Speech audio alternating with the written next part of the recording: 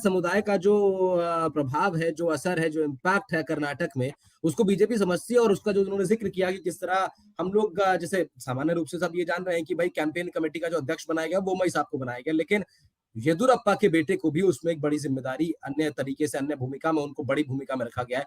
आलोक sir, Karnataka में राहुल गांधी ने कल जो रैली की उसमें उन्होंने कुछ वादे भी किए, उसके बाद वो वायनाड चले गए, शाम को वायनाड में रहे, अभी भी वो वायनाड में है। और अब बात यह है कि केरल के अंदर 150 सीटों करीब 150 का टारगेट लेकर के कांग्रेस जो है ताबड़तोड़ रैलियां करेगी कर्नाटक के अंदर। तो राहुल गांधी, अभी हम येदुरप्पा फैक्टर की बात कर रहे थे, अब राहुल गांधी फैक्टर पर आ जाते हैं। राहुल गांधी फैक्टर भी इंपॉर्टेंट है कांग्रेस के लिहाज से। तो राहुल गांधी फैक्टर, लेकिन इसमें भारत जोड़ो यात्रा को लेकर के हम लोग चर्चा कर रहे थे, लगातार ये बात हो रही थी भाई बड़ा उसका महत्व है, लेकिन ये ध्यान देने वाली बात है कि पूरे कर्नाटक में उसका जो है कोई ऐसा असर नहीं है। वो जहां से गुजरी, उन क्षेत्रों में, उन विधानसभा से जहां से वो होकर गुजरी होगी, जिन लोकसभा क्षेत्रों से होकर वो गुजरी होगी, वहां जरूर कैडर बूस्टअप हुआ होगा, बट उसका कोई स्टेट वाइड असर ऐसा जो सजय जी ने भी बताया कुछ ऐसा खास है नहीं। तो ऐसे में राहुल गांधी फैक्टर जो है कितना काम करेगा कांग्रेस के लिए कर्नाटक चुनाव? देखिए, मैंने कल भी बात कही थी कि जो प्रिपरेशन है भारतीय जनता पार्टी की, जहां तक मेरे पास जानकारी है, भारत के प्राइम मिनिस्टर पिछले 8 से 10 महीने में ये 6वीं या 7वीं विजिट है भारत के प्राइम मिनिस्टर की। ठीक है, और ये तो भारतीय जनता बहुत बड़ी बात है। तो भारतीय जनता पार्टी की प्रिपरेशन वो ओल्ड मेमोरीज में भी जाते हैं और मिड टर्म मेमोरीज में जाते हैं और करंट मेमोरीज में जाते हैं। वो तीनों रास्तों को चलते हैं, एंशिएंट, मिडिवल, मॉडर्न। और जो हम लोग की मेमोरी है वो साल भर को मैं एंशिएंट मानता हूँ, 6-7 महीने को मिडिवल और 1 महीने वाला मॉडर्न। तो जो भारतीय जनता पार्टी है एंशिएंट, मिडिवल, मॉडर्न की कॉन्सेप्ट पे चलती है। वो प्राचीन में भी हमला करेगी, मिडिवल में भी हमला करेगी और मॉडर्न में भी हमला करेगी। इसमें तो वीकली मिनिस्टर जा रहे हैं। तो भारतीय जनता पार्टी, देखिए एक बात हम बार बार मैं कहता हूं कि भारतीय जनता पार्टी कहती है कि जहां हम ताकतवर हैं वहां तो हम प्रो इनकम्बेंसी करेंगे, और जहां कमजोर है वहां पर भी हम कुछ ना कुछ ऐसा करेंगे जिससे कि हम सत्ता से बाहर न हटे, क्योंकि सत्ता पर रहने से वो अपने विचारों को आगे लगा। देखिए, भारतीय जनता पार्टी को समझना होगा, वो ये बात जानते हैं कि अपने विचारों को एग्जीक्यूट करने के लिए आपको सत्ता में आना जरूरी है। और मैं जो मानता हूं कि भारतीय जनता पार्टी जिस अखंड भारत की तरफ जा रही है उसमें उनको सत्ता में रहना बहुत जरूरी।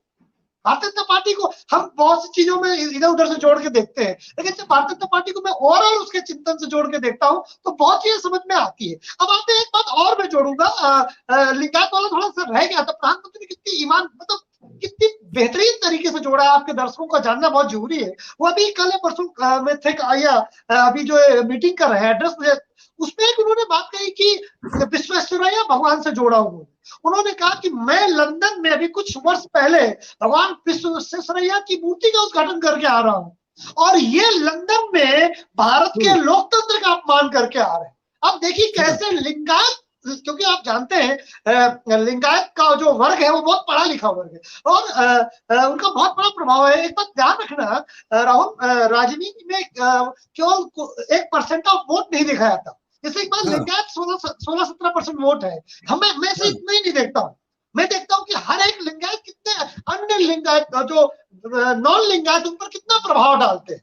तो लिंगायत एक तो 16 से 18% मत है ही, लेकिन वो बहुत इन्फ्लुएंशियल सोसाइटी है कर्नाटका की। वो कर्नाटका के अन्य जो नॉन लिंगायत है उन पर भी बहुत बड़ा प्रभाव डालते हैं। भारत के प्रधानमंत्री ने इंग्लैंड में दिए गए उनके भाषण को धर्म से, लिंगायत से जोड़ा। आप जानिए, जो शैव धर्म है, शैव धर्म की एक शाखा है लिंगायत। शैव धर्म के 5 प्रकार होते हैं, उनमें से जो एक प्रमुख शाखा है, जब शैव धर्म बना था और दक्षिण में जो प्रसार हुआ उसमें साउथ कर्नाटका में लिंगायत संप्रदाय की स्थापना होती है। तो लिंगायत संप्रदाय का प्रभाव वो हजारों साल पुराना है, कई हजार साल पुराना है।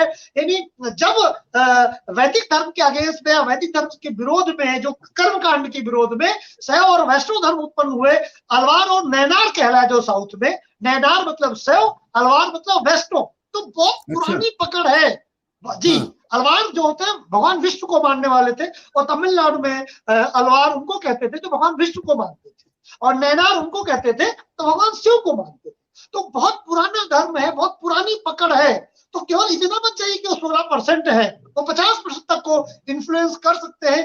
इसलिए भारतीय जनता पार्टी को लिंगायत संप्रदाय की बहुत ज्यादा जरूरत है। तो इसका मतलब धार्मिक पकड़ बहुत, इसका मतलब ये हुआ कि इसका मतलब जब काशी में प्रधानमंत्री मोदी जय विश्वनाथ कहते हैं। पकड़ ली बात।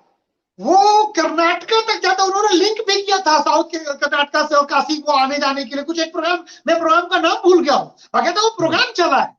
प्रधानमंत्री बता तो रहे हैं कि जब लोग अवभाग्य जगते हैं, गांव कहते हैं ना कि अवभाग्य जगते हैं, तब तक प्रधानमंत्री रेस पे निकल जाते हैं। जब तक हम सो के अलसाते हैं, मेरे गांव में उसको अवहाना कहते हैं, ऐसे ऐसे करके अवहाना, तब तक लोग जब सो के जगते हैं तब तक वो 2 रेस लगा देते हैं। आप समझिए, यस, उन्होंने 8-10 महीने पहले से ही वो तैयारी शुरू कर दी थी। या जब वो भगवान शिव का वो बनारस में कुछ भी करते उसको सीधा इम्पैक्ट कर्नाटका में। ये समझिए, इसको समझने के लिए इतिहास की समझ की जरूरत है, जो बहुत ज्यादा जानकारी हम नहीं जोड़ पाते, क्योंकि सौभाग्य से मैं इतिहास का विद्यार्थी भी हूँ। विद्यार्थी इसलिए कहता हूँ क्योंकि हम सब विद्यार्थी ही होते हैं, कभी कोई टीचर नहीं होता। वी आर ऑलवेज स्टूडेंट, तो ही हम कुछ सीख सकते हैं। तो जितना भी मुझे इतिहास का थोड़ा बहुत ज्ञान है उसके अनुसार बताता हूँ। जी बिल्कुल। और अगर आपके अंदर क्यूरियोसिटी नहीं तो फिर आप अच्छे टीचर भी। तो मोदी जी ने तो जब वो बनारस का उसका भगवान शिव के लिए कुछ किया था, उसका प्रभाव भी कर्नाटका में पड़ता है, क्योंकि वो कल्चरल भारत जुड़ा हुआ है। आप देखिए, भारत को कल्चरली जोड़ने वाला क्या नॉर्थ इंडियन है? नहीं, साउथ इंडियन है। केरला के हैं। 14 साल की उम्र में जो संन्यास ले लिया था आदिगुरु शंकराचार्य। ठीक है, तो भारत को सांस्कृतिक 4 मठ की स्थापना किसने की थी? तो भारत कल्चरल जुड़ा हुआ है, और भारतीय जनता पार्टी कल्चर को राजनीति से जोड़ना चाहती है। जिस दिन वो पूरी तरह सफल हो जाएगी, उस दिन आने वाले 50 साल तक भारतीय जनता पार्टी को कम से कम कोई नहीं हरा पाएगा। और ये मैं भविष्यवाणी करके जा रहा हूं, भारतीय जनता पार्टी बहुत अच्छी तरीके से काम कर रही है। और उसमें मंदिर का विकास, क्योंकि मंदिर जब जब मजबूत हुए भारत में, तब तक भारत विश्व गुरु बना। अब इतिहास उड़ा के देख लीजिए, इसीलिए जितने विदेशी आक्रांता आए उन्होंने सबसे पहले हमारे मंदिरों को नष्ट किया। मंदिर केवल हमारी धार्मिक आस्था का केंद्र नहीं है, हमारी इकोनॉमी का केंद्र। राजा जब भी कोई शहर बसाने वाला होता था, वो शहर नहीं बसाता, वो मंदिर बना देते, शहर अपने आप बस जाता था। भारत के जितने प्राचीन शहर हैं सब टेम्पल सिटी, कोई भी है ही नहीं ऐसा शहर जो मंदिर से न बना। तो इसीलिए भारतीय जनता पार्टी उस तरफ जाएगी जहां वो मंदिरों का विकास करेगी, सांस्कृतिक विकास करेगी, आर्थिक विकास स्वयं हो जाएगा। आप बताइए, बनारस का रेवेन्यू आप देख लीजिए, जो अभी मंदिर बना, इसके पहले का जो कलेक्शन है बनारस में की आय है और जो उसके बाद की आय है, उसमें कई 100 गुना का अंतर। वो डाटा में दिमाग से उतर गया, बहुत ज्यादा जो रेवेन्यू आया बनारस सिटी का, उसमें बहुत बड़ा अंतर आ गया सिर्फ एक मंदिर बनाने से। मंदिर भारत के मंदिर नहीं है, ये हमारी अर्थव्यवस्था का, हमारी प्राण पिंजो है, हमारी इकोनॉमी का केंद्र है। तो देखिए उस तरफ जा रही है। बिल्कुल बिल्कुल। एक बात बस मैं स्पष्टीकरण आपका ले लेता हूँ। बीच में आपने अखंड भारत शब्द इस्तेमाल किया था, ये अखंड भारत आपने कौन सा वाला अखंड? ये जो पाकिस्तान, अफगानिस्तान का काबुल, अकबर के समय में जो जहां तक भारत था, अकबर तक तो मानेंगे ना, शाहजहां तक नहीं, तो अंग्रेजों का मान लेते हैं। महाराणा रणजीत सिंह के समय में भी पूरा अफगानिस्तान का क्षेत्र नहीं, लेकिन महाराणा रणजीत सिंह के समय में फिर वो पूरा भारत उनके पास नहीं था, वो हिस्सा उनके पास था। अखंड भारत मतलब एक यूनाइट जो चाणक्य के समय में था, उस समय जो पॉलिटिकली यूनाइट था। लेकिन उससे पहले की कड़ी ये होगी कि वो जो भारत का मैप है उसमें केसरिया रंग से जो है सारे स्टेट रंग जाएंगे। यस कड़ी पे जाएगी, तो वो मिशन मोड में जी, वो मिशन मोड है। हो सकता है मेरी बात से बहुत लोग असहमत हो, लेकिन जितना मैं बीजेपी को पिछले 10-15 सालों से वॉच कर रहा हूँ, पढ़ रहा हूँ, जान रहा हूँ, जानने की कोशिश कर रहा हूँ, मुझे लगता है कि वो कदम उसी तरफ जा रहे हैं। इसीलिए बीजेपी को लेके जो मेरी भविष्यवाणियां होती हैं, 10 में से लगभग 9.5 तो सही हो। मैंने 10-15 साल खर्च किए। जी हाँ, 1925 में जो नागपुर में वो जो बीज डला वैचारिक, उसको जी बड़े से बड़ा पेड़ बनाने की कोशिश बीजेपी कर रही है, और अपनी तरफ से ठीक भी है भाई, हर संगठन अपनी विचारधारा को आगे बढ़ाना चाहता है। लेकिन संदीप में आप कहना चाह रहे थे क्या? मैं सिर्फ ये कहना चाह रहा था कि देखिए, भारतीय जनता पार्टी 80% लोगों के लिए बात कर रही है, बाकी का जो विपक्ष है उसे 80 की ज्यादा चिंता ही नहीं है, उसे तो 20 की बात कर रही है। तो वैसे भी वो तो विन विन सिचुएशन में रहेगी, आज रहे या कल रहे। इस बात को देखिए कि वो 80% देश की पॉपुलेशन, ठीक है, वो देश की जो 80% ऑफ मेजोरिटी है हिंदू है, वो धर्म के आधार पर वोट नहीं करता, बिल्कुल ठीक है, तो जात के आधार पर करता है, क्षेत्र के आधार पर करता है, विकास के लिए करता है, जेंडर आधारित वोट करता है। और कुछ लोग हिंदू धर्म के हिंदुत्व आधारित वोट करते हैं। जैसे से हिंदुत्व आधारित वोट उसका थोड़ा भी और बढ़ जाएगा तो अजय हो जाएगी, उसे कैसे कोई हरा पाएगा।